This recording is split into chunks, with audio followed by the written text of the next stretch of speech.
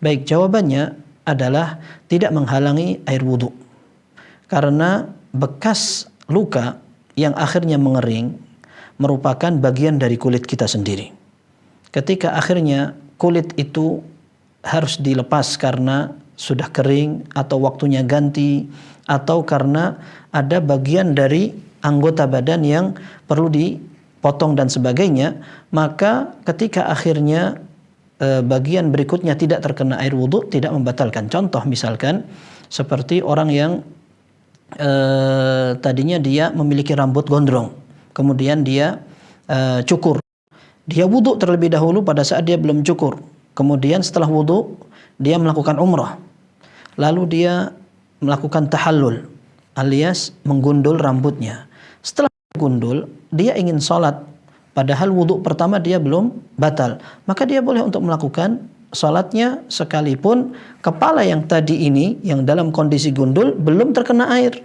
Karena yang terkena air adalah rambutnya yang tadi akhirnya dicukur. Demikian pula orang yang memiliki kuku yang terluka, kemudian dia berwudu, padahal pada kukunya sudah ada kuku yang mulai tumbuh. Kemudian setelah itu, ketika kukunya terluka, akhirnya dicabut, akhirnya tinggal tersisa dagingnya, lalu dia berwudu. Setelah dia berwudu, beberapa saat setelah itu dia tahan wudunya, dia tidak batal. Lalu di tengah-tengah itu kemudian muncul kulit dari kuku itu. Artinya sekalipun tidak langsung, akan tetapi dia sudah lebih tebal dari sebelumnya, maka dia tidak perlu untuk mengulangi wudunya. Dan ini disebutkan pada buku-buku fikih para ulama. Termasuk pembahasannya adalah orang yang memiliki luka, kemudian lukanya mengering, lalu bekas luka itu menjadi tebal.